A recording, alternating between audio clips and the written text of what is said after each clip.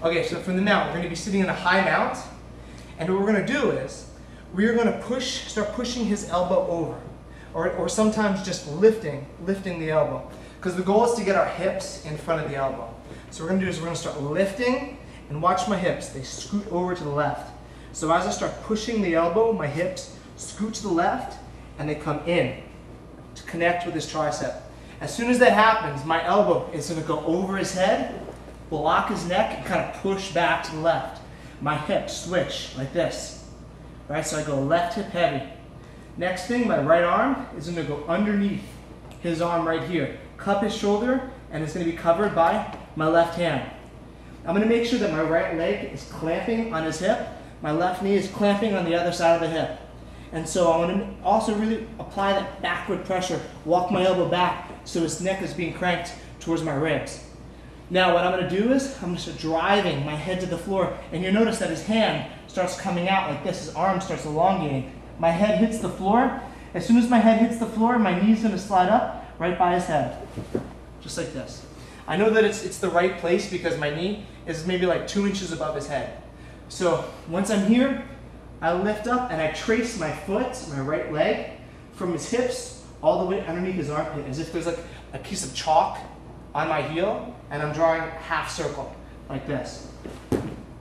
And I pull his arms in tight to me. The next thing I'm going to do is I need to get my left leg over his head. Now the problem is that a lot of people, what they'll do is they'll come here and they'll sit down first, and then they'll put the leg over it. But the problem is the guy's going to wind up coming on top of you. So what I have to make sure that I do is when I come here, I have to lean towards his legs, like I'm trying to lay down on his legs. That gives me the room to lift my left leg and bring it over his head. After that, I sit down and I finish. Okay? So again, let's turn this way.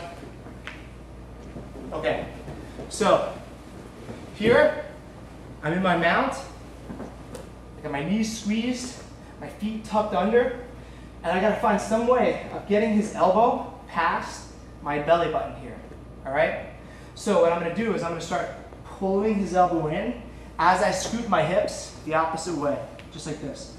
I put my hips forward, blocking his tricep, and my left elbow is gonna go over the head, and my hips switch, just like this. My right leg clamps, my foot clamps on his hips, my left knee is clamped on the hips, my right hand traces under his shoulder, I grab it, I cover it with my left hand, and then I'm gonna start driving my head to the floor at 2 o'clock. As soon as my head hits the ground, my left knee shoots up by the head, my right leg traces in, right underneath his armpit, and then what I'm gonna do is I'm gonna make sure I have his elbow hooked, and I'm gonna lean towards his legs. A lot of times I just like to grab his legs to secure it so he can't do an armbar escape. I'm gonna bring my left leg over the head, and I'm gonna lay back here, and I'm gonna finish. Always finish. So go this way. Oh, when you're finishing the arm lock, I want you to be finishing it elbow, your elbow, to his wrist. All right, not elbow to elbow here. All right, I want you to always finish your elbow to his wrist. Elbow to wrist, and your other hand can grab the top, kind of like you're doing like a rear naked choke. All right, and you squeeze, go back, finish.